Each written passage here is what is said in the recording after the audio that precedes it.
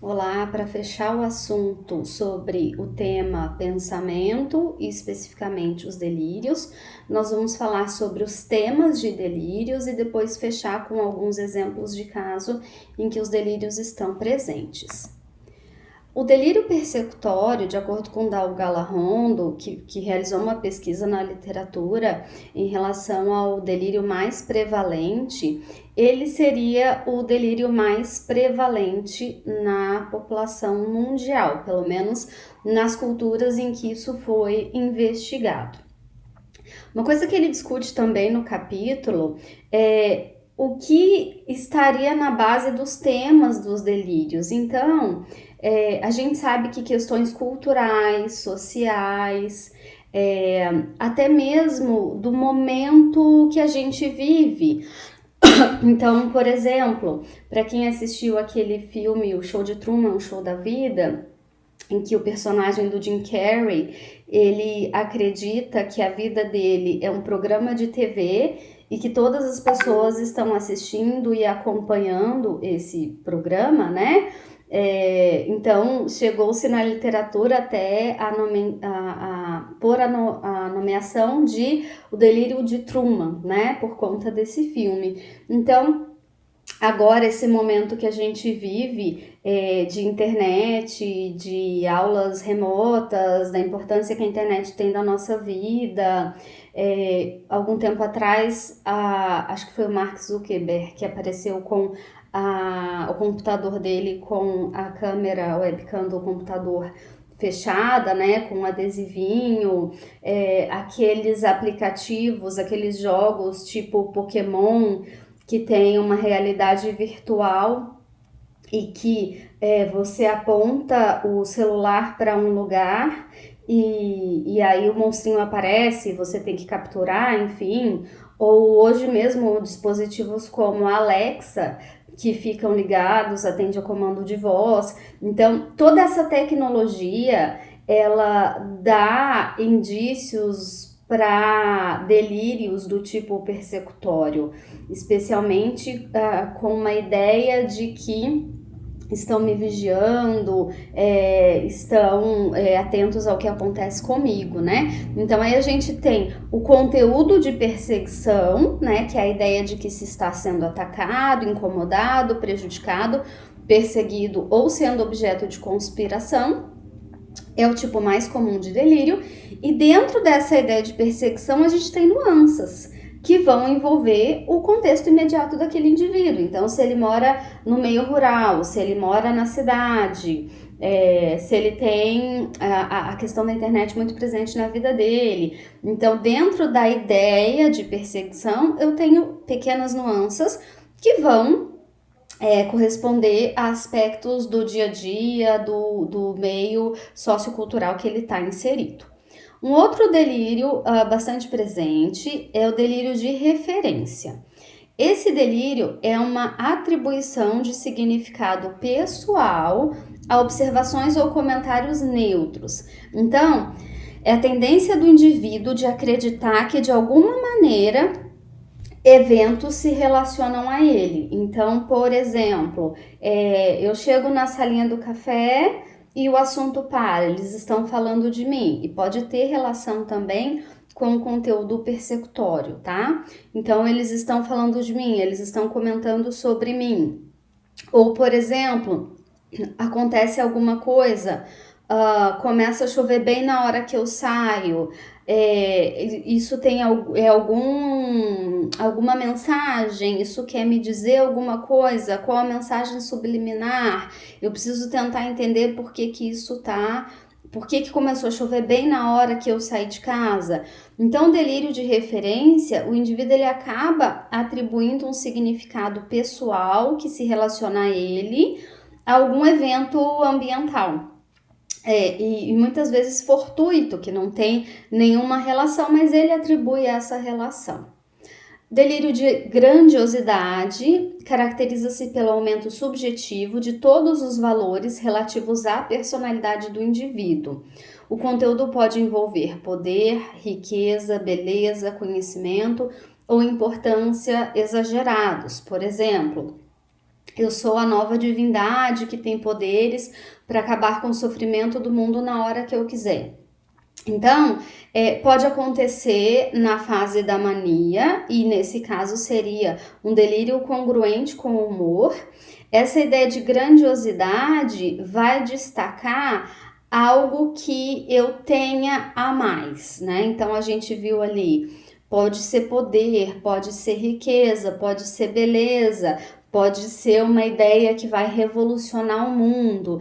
Então, eu dentro desse tema geral do delírio, eu preciso entender o contexto daquele indivíduo. Então, o conteúdo do delírio que vai surgir na vida dele não tem como ser alheio à história de vida dele, aquilo que ele vivencia no meio mais imediato. Então, embora a gente tenha delírios que são mais prevalentes em diferentes sociedades e culturas, a gente também tem que entender o estado daquele indivíduo, né, a condição de vida dele, as informações às quais ele está submetido, para entender como que esse delírio vai se encaixar. Então, pensando lá no delírio persecutório, eu me lembro de um caso que eu até relato num artigo que eu publiquei com 2 psiquiatras, né, que a gente dá o exemplo de uma menina que é filha de um delegado e que ela desenvolve o delírio persecutório.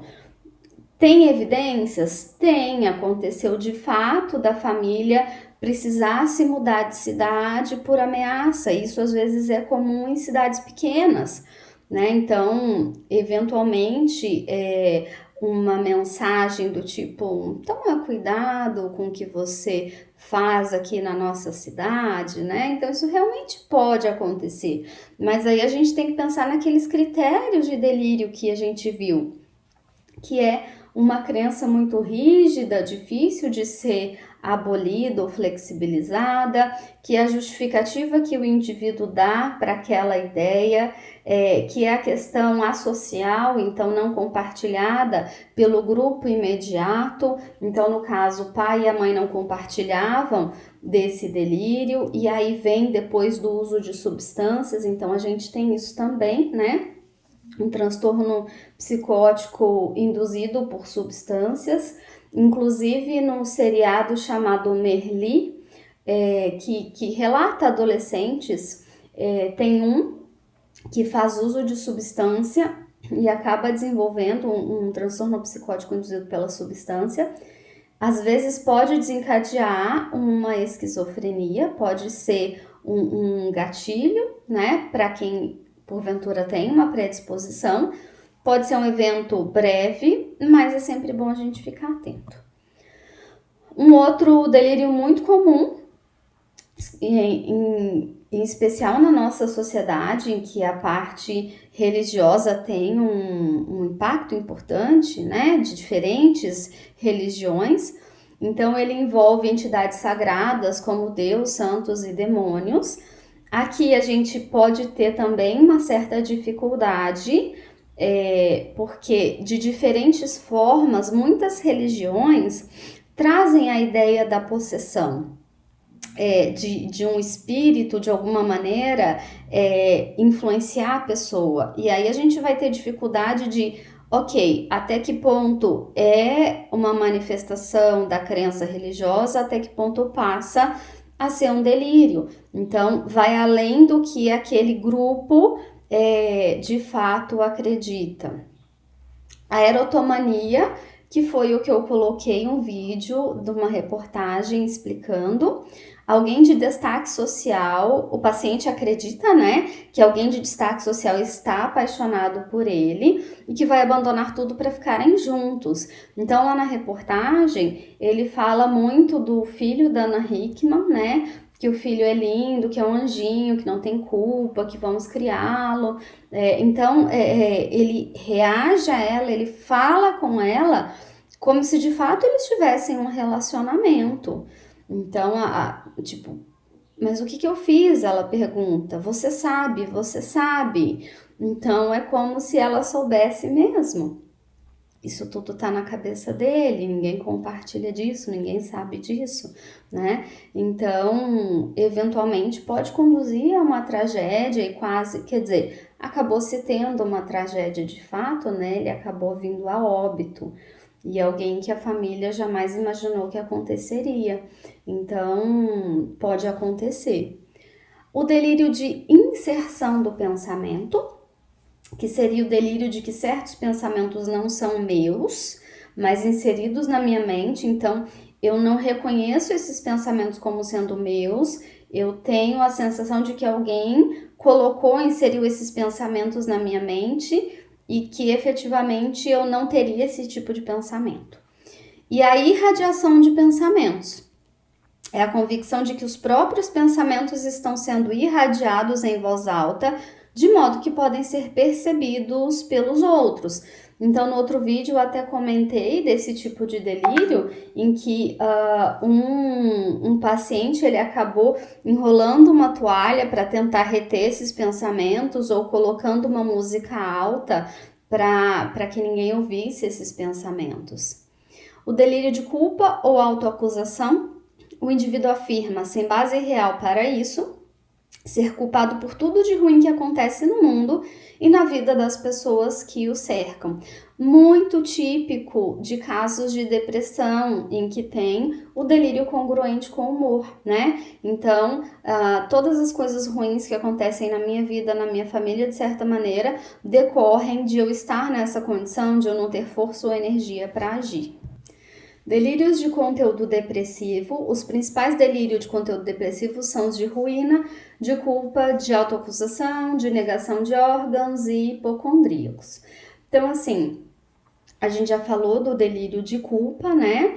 E aí, pensando no conteúdo depressivo, uma ideia de uma visão de futuro extremamente negativa, mas no nível delirante, envolvendo a questão da ruína, sem evidência nenhuma, talvez até com algum capital ou algum trabalho estável, eu vou ficar pobre, eu vou perder tudo, eu vou viver na miséria, eu não vou ter ninguém do meu lado. Então, bem congruente mesmo com o humor depressivo. Esse delírio de ruína, também chamado de nihilista, está presente na síndrome de Cotard. O indivíduo vive em um mundo repleto de desgraças, está condenado à miséria, ele e a sua família vão passar fome, o futuro lhe reserva apenas sofrimentos e fracassos. Em alguns casos, o paciente acredita estar morto ou que o mundo inteiro está destruído e todos estão mortos. Aí eu me lembrei daquele filme do Will Smith, se não me engano, Eu Sou a Lenda, né? Que ele se dá conta de que tá tudo destruído, sobra ele e o cachorro, né? Então veja, para pessoas que têm uma predisposição, uma sensibilidade ao desenvolvimento do delírio, acaba que essas produções cinematográficas podem contribuir para o conteúdo do delírio. Então, assim, eu desenvolvi o delírio porque eu assisti o filme? Não. Eu tinha uma condição pré-mórbida para o surgimento de delírios. E aí, a cinematografia pode contribuir para o conteúdo do delírio, né? Então, acabei me lembrando desse filme. Então, o próprio paciente ou os outros estão mortos, não existem ou acabaram. Então, exemplo, não tenho mais organismo, não como porque não tenho mais garganta.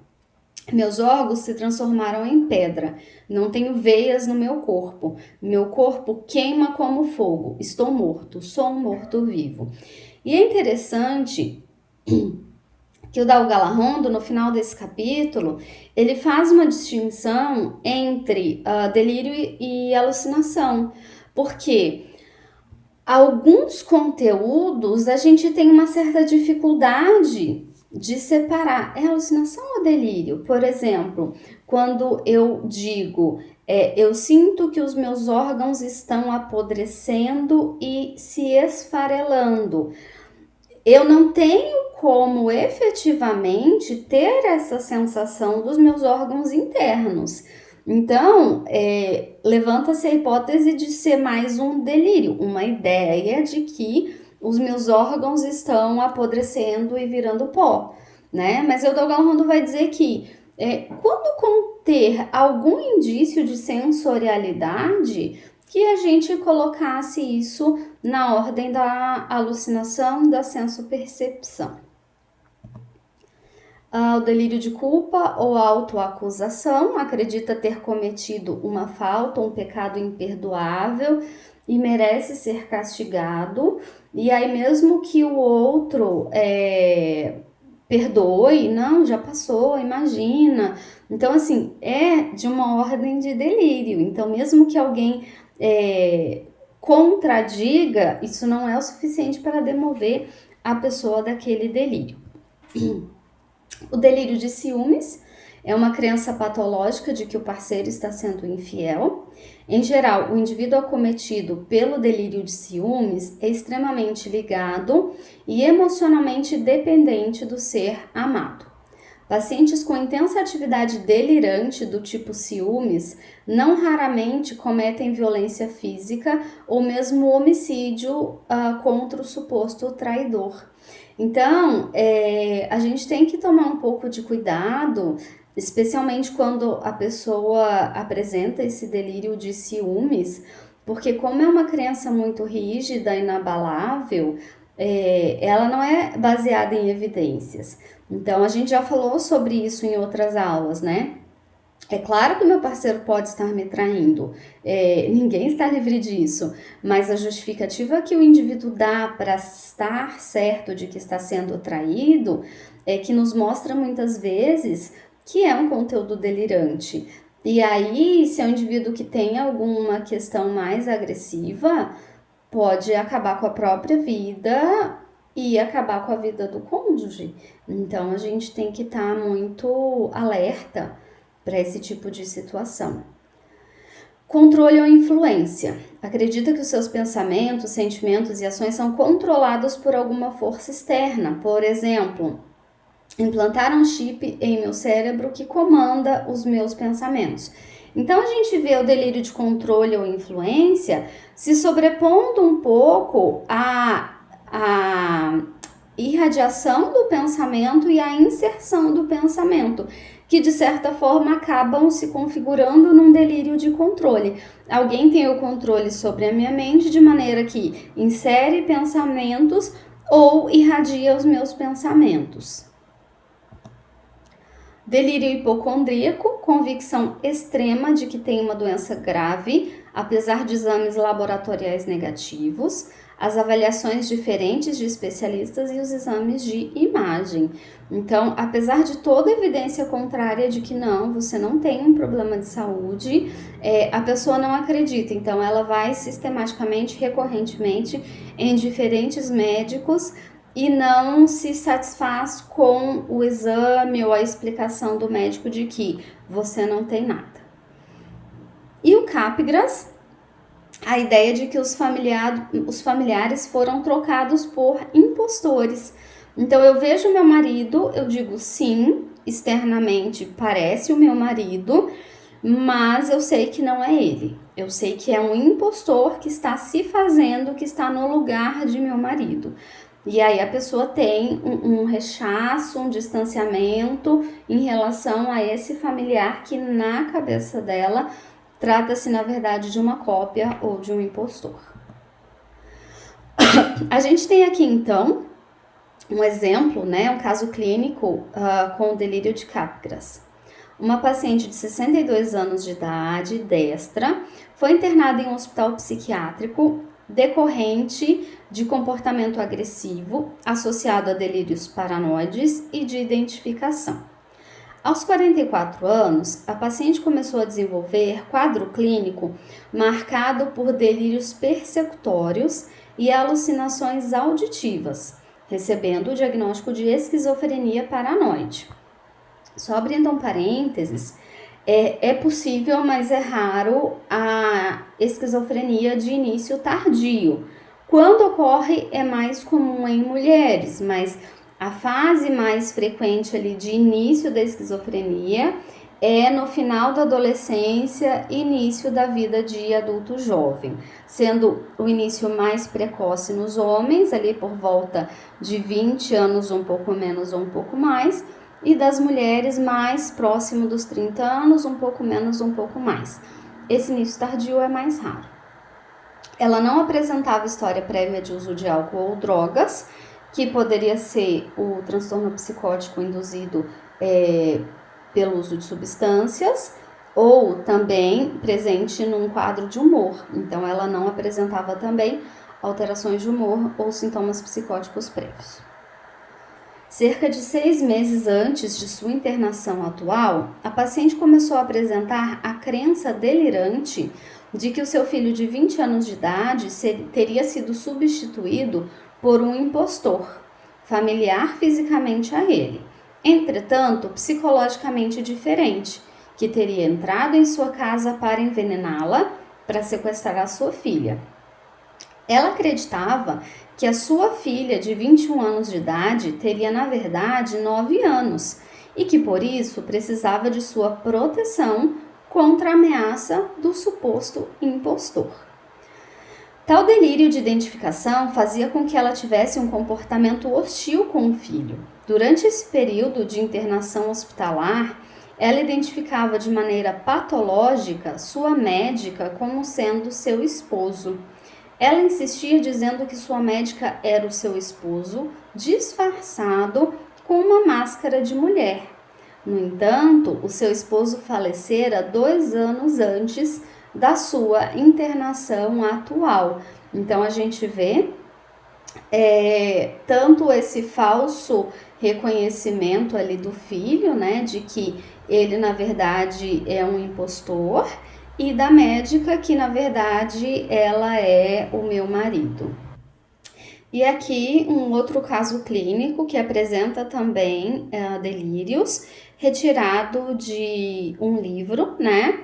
Itsuki Daishi era um estudante de engenharia de 23 anos, vindo do Japão, que foi encaminhado para a Clínica de Saúde Mental Estudantil da universidade por um professor, que ficou preocupado com sua frequência irregular às aulas. Quando se encontraram para falar sobre o declínio de seu desempenho, o Sr. Daishi disse ao professor que estava sendo atrapalhado pelos aparelhos de escuta e pelas máquinas de controle de pensamento colocados em seu apartamento. Então, a gente já vê aqui um delírio de controle. Embora estivesse inicialmente cauteloso em conversar com o psiquiatra, o Sr. Daishi ressaltou que estava aliviado por finalmente ter a oportunidade de conversar em um aposento onde ainda não haviam sido colocadas escutas. Ele disse que seus problemas haviam começado 3 meses antes, após retornar de uma viagem ao Japão. Afirmou que a primeira indicação do problema foi que seus colegas espirravam e sorriam de um jeito estranho quando ele estava em sala de aula. Um dia, ao voltar das aulas, percebeu 2 estranhos do lado de fora de seu apartamento e ficou imaginando por que eles estariam ali. O Sr. Daishi afirmou ter percebido pela primeira vez que havia escutas em seu apartamento cerca de 1 semana depois de ter visto 2 pessoas desconhecidas do lado de fora dele. Quando assistia à televisão, reparava que os repórteres faziam comentários indiretos e críticas sobre ele.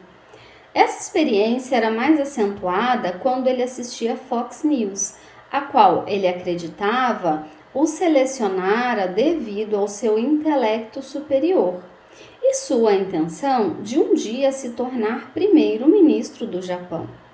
Ele achava que a emissora estava tentando enlouquecê-lo, incutindo ideias conservadoras em seu cérebro, e que isso era possível por meio de minúsculos aparelhos de controle da mente, que haviam sido instalados em seu apartamento. O sono do Sr. Daishi ficou cada vez mais irregular, conforme ficava cada vez mais atento. Temia que todos na faculdade e no prédio estivessem de conluio na conspiração. Ele retraiu-se e parou de frequentar as aulas, mas continuou a se alimentar e manter a higiene. Negou sentir-se animado ou eufórico, excluindo aí um possível episódio de mania, ou também o uso de uma substância psicoativa. Descreveu seu nível de energia como ok e seu pensamento como coerente, exceto quando tentam colocar ideias na minha cabeça, delírio de inserção. Admitiu ter passado várias horas com medo extremo durante a sua ida ao Japão. Naquela ocasião, havia fumado um monte de maconha. Começou a ouvir sons estranhos e a acreditar que seus amigos riam dele. Negou o consumo de cannabis desde a volta aos Estados Unidos. Negou ter experimentado outras substâncias de abuso, afirmando que, normalmente, sequer bebia álcool. Também negou história anterior de alucinações auditivas ou visuais. Quando o tio do Sr. Daishi, indicado como seu responsável local, foi contatado, descreveu seu sobrinho como um garoto saudável, inteligente e ligeiramente tímido, sem histórico anterior de doenças psiquiátricas. Descreveu os pais dele como afetuosos e incentivadores, embora o pai pudesse ser um pouco rígido. Não havia histórico familiar de doenças mentais. Então a gente vê aqui o uso da substância como deflagrando esses sintomas psicóticos. E aí, ao acompanhar o caso, é que seria possível verificar se deflagrou uma esquizofrenia ou se vem mais como um episódio psicótico breve decorrente do uso de substâncias. Durante o exame, o Sr. Daishi estava bem arrumado e cooperativo, com atividade psicomotora normal. O seu discurso era coerente e orientado para objetivos. Descreveu seu humor como com medo. A gama e a mobilidade de sua expressão afetiva eram normais. Negou ideias de suicídio, culpa ou desvalia. Então, aqui também excluindo um episódio depressivo. Estava convencido de que era continuamente monitorado e de que havia aparelhos de controle da mente em seu apartamento. Negou alucinações. Suas funções cognitivas estavam inteiramente dentro dos limites normais. Parecia não ter insights sobre as suas crenças. Uma averiguação mostrou que os resultados de testes laboratoriais estavam normais. O exame de urina para a detecção de drogas resultou negativo para quaisquer substâncias de abuso. Então, a discussão do caso clínico, né? A maioria dos delírios do Sr. Daishi é de natureza persecutória e relacionada a aparelhos de monitoração. Ele apresenta delírios de referência, colegas espirrando e sorrindo para ele, a própria TV mandando mensagens para ele. Então, esse delírio de referência, associando ações, eventos a algo que esteja se relacionando a ele. Delírios de perseguição, né, que o canal Fox News está o tentando enlouquecer, que tem aparelhos de monitoração. Delírios de inserção de pensamentos, máquinas tentando colocar ideias na minha cabeça. E delírios de grandiosidade, né? Então ele acreditava que ele foi selecionado devido ao intelecto superior e planos de se tornar o primeiro-ministro do Japão. A gente vê que o quadro dele não apresenta não apresenta alucinações. Na verdade, há uma interpretação provavelmente equivocada de estímulos presentes. Então, ele disse que viu 2 homens estranhos na porta do quarto dele. Ele disse que os colegas riam e olhavam para ele. Ele relatou ouvir sons estranhos.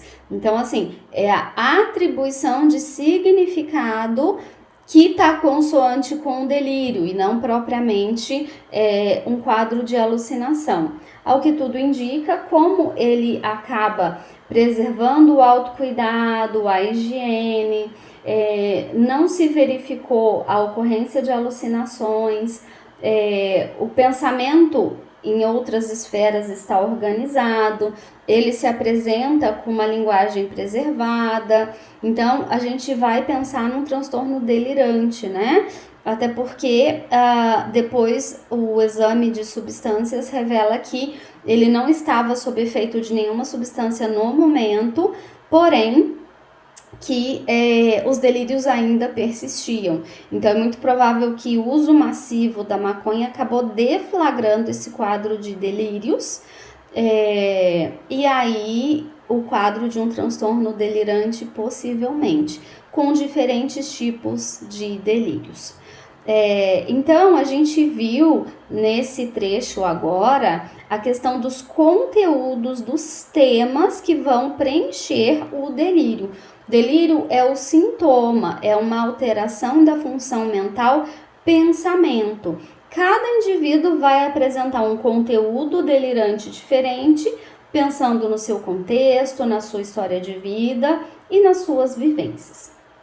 E agora, então, nós vamos falar brevemente sobre a função mental, o juízo crítico. Lembra do casome AP ju-col? O ju é de juízo crítico. Capacidade para perceber e avaliar adequadamente a realidade externa e separá-la dos aspectos do mundo interno ou subjetivo. Então, o que são meus pensamentos? O que são ideias de outras pessoas, o que está acontecendo no meu contexto e o que se trata de imaginação. Implica separar sentimentos, impulsos e fantasias próprios de sentimentos e impulsos de outras pessoas. Refere-se ainda à possibilidade de autoavaliar-se adequadamente e ter uma visão realista de si mesmo, suas dificuldades e suas qualidades. Como assim? Todos nós temos qualidades, atributos, facilidades em algumas áreas e temos dificuldades, defeitos em outras áreas. Um juízo crítico preservado, ele mostraria uma avaliação equilibrada de si mesmo, né? Então, eu costumo brincar, eu amo estudar, eu gosto muito de dar aulas, eu aprendo mais quando eu ensino e eu me sinto satisfeita quando eu vejo que eu consegui, de alguma maneira, auxiliar as pessoas nesse processo de ensino-aprendizagem. Mas eu não sou uma boa motorista, eu sou uma cozinheira razoável, né? Então eu me viro na cozinha, mas não sou uma grande chefe, tô longe de ser. Então, quer dizer, com esses exemplos eu mostro que tem coisas que eu sou boa, tem coisas que eu gosto, tem coisas que eu tenho dificuldade, tem coisas que eu não sei fazer. Isso é uma visão realista, né? Agora, por exemplo, se a gente pega uma pessoa com um quadro depressivo, mesmo na ausência de um delírio, né? Mas ela tem uma visão distorcida de si e da sua perspectiva. Então, num quadro de depressão grave, é muito provável que a pessoa tenha um prejuízo no juízo crítico, como, por exemplo, se a gente pensar o delírio de ruína, ou se eu pensar que eu vou ficar deprimido para sempre, que a minha vida vai ser de miséria. Ou, por exemplo, no quadro de anorexia, em que a pessoa está excessivamente magra, ela já apresenta consequências negativas como queda de cabelo, como ausência da menstruação para as mulheres, a pele sobre osso, e ela ainda acredita que ela está gorda. Então, a gente vê ali o juízo crítico prejudicado, né? Um paciente com esquizofrenia numa situação de crise, ou um paciente numa crise de um quadro de mania, provavelmente ele vai estar com o juízo crítico prejudicado, ou seja, eu tô bem, né? Imagina a fase de mania, você se sentir disposto, você dormir pouco e ainda assim estar animado, estar energizado, ter muitas ideias, se sentir sedutor, e aí vem alguém e fala, não, isso é uma doença. Você precisa tratar isso, né? Imagina, né? Então, mesmo que ela esteja tendo prejuízos, dando prejuízos financeiros para a família, juízo crítico muitas vezes prejudicado. Os distúrbios do julgamento podem ser circunscritos a uma ou mais áreas, como dinheiro, sexualidade, mantendo as demais áreas adequadas. Então, a gente pode perceber que muitas vezes o juízo crítico pode estar prejudicado em um aspecto da vida, como, por exemplo, trabalho, né? Eu sou uma péssima pessoa naquela área que eu atuo, eu temo perder o meu emprego e talvez eu não consiga me sustentar. Mas, por outro lado, eu percebo que eu tenho amigos e que eles me apoiam e que eles gostam de mim, enfim. E o insight é uma forma mais complexa de juízo. Envolve o grau de compreensão do paciente sobre si mesmo, seu estado emocional, sua doença e as consequências da doença sobre si mesmo e sobre as pessoas que o cercam e sua vida em geral. Então, a gente fala, por exemplo, do transtorno obsessivo compulsivo, né? A gente coloca assim, com insight, bom ou razoável, né? Quando ele sabe que os meus pensamentos obsessivos de conteúdo, por exemplo, sexuais, eles me geram ansiedade, eu temo agir por conta desses pensamentos, mas eu sei que é um absurdo, sei que provavelmente eu não agiria. Então ele tem um insight, né? Com insight pobre ou ruim. Não, eu temo cometer algo decorrente dos meus pensamentos, então eu escondo todas as facas da casa, se eu tenho um conteúdo obsessivo eu corro e volto para casa, ou eu já nem saio de casa. Então o insight seria nesse sentido, quanto que dentro do transtorno, dentro da psicopatologia, eu me dou conta da real situação em que eu estou. Então, quando eu busco ajuda, ou quando eu aceito ajuda, quando eu me engajo no tratamento, algum nível de insight eu tenho, porque isso significa que sozinho eu não estou conseguindo lidar com isso, de que talvez uma pessoa possa me ajudar e que a minha vida poderia ser melhor ou que ela esteja sendo prejudicada por conta do quadro que eu apresento. Só que muitas vezes, né, a psicoterapia ela vai buscar promover o insight, mas o insight não é o suficiente para a mudança. O insight é o primeiro passo para a mudança. Então, por exemplo, vamos imaginar que eu não tenho um transtorno mental, né, e eu esteja brigando muito com o meu marido, tá? E aí eu vou para terapia e nós percebemos que eu tô num nível de estresse muito alto, que aumenta a minha irritabilidade, o que diminui minha tolerância à frustração e que aumenta o meu comportamento agressivo, né? É verdade, porque o meu trabalho isso, eu me sinto assim, eu me sinto sobrecarregada, enfim. Perfeito, eu tive um insight de que o meu atual estado tem me deixado mais suscetível a disparar brigas ou a acolher brigas, digamos assim, né? Mas só o insight não é suficiente. O que eu vou fazer em relação a isso, né? Então, quando a gente trabalha o nível de estresse, a gente precisa necessariamente fazer mudanças no estilo de vida, fazer mudanças no ambiente, abrir mão de algumas atividades, delegar algumas tarefas, enfim. Então, o insight é a primeira parte e o processo de mudança, ele é muito difícil, né? Agora, imaginem um indivíduo num quadro de psicopatologia onde sequer ele tem um insight, onde o juízo crítico dele está prejudicado. Então, às vezes, como em casos de delírios, é a medicação que vai atuar nos sintomas psicóticos, porque a conversa, a negociação, a análise de evidências não demove a crença que o indivíduo tem no delírio. Então, às vezes, é a medicação que vai diminuir a força da crença do indivíduo naquela ideia, para que depois eu possa fazer o resto do trabalho. Entende? Então acaba sendo, dependendo do transtorno, a necessidade da dobradinha com o uso da medicação.